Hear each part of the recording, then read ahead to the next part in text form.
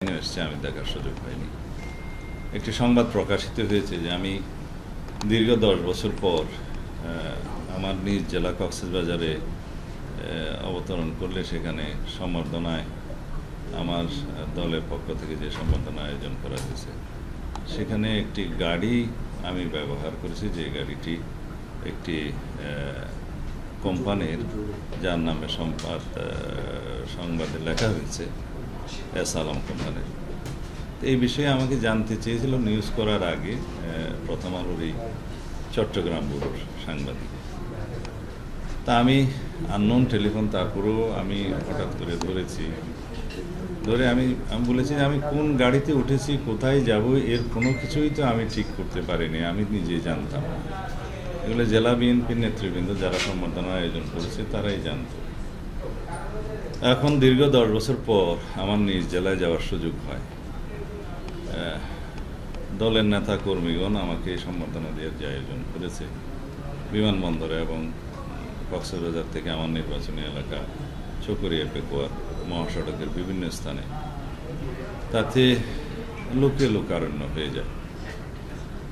কক্সবাজার বিমানবন্দরের যে বিমানবন্দর সড়ক, এখানে কোনো রকমের কোনো গাড়ি ঘোড়া ঢোকার কোনো সুযোগ তখন ছিল না, এত বেশি লোকের সমান। তা আমি বিমানবন্দরে নামার পরে কিছু গাড়ি দেখেছি ভিতরে, তা আমাদের নেতাকর্মীরা বলেছেন যে এইটাতে ওঠেন, এই গাড়িতে আমি উঠেছি।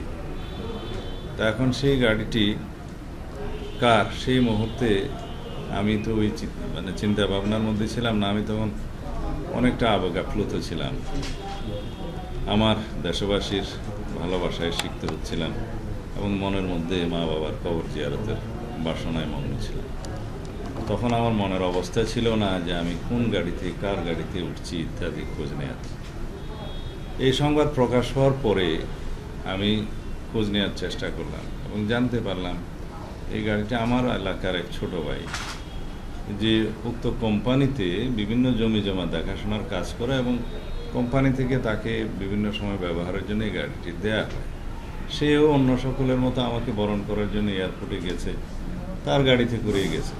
কারণ সেও জানতো না যে আমি তার গাড়িতে উঠব, আমিও জানতাম না আমি কার গাড়িতে উঠব। এটা জেলা বিএনপির নেতৃবৃন্দ ঠিক করেছে।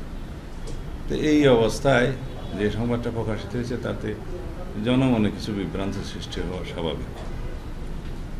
তারপরেও এই একটি পুরাতন গাড়ি সে আমার ছোট ভাই নিয়ে গেছে, সে খুব আনন্দিত যে আমি তার গাড়িতে ছুটতে পেরেছি।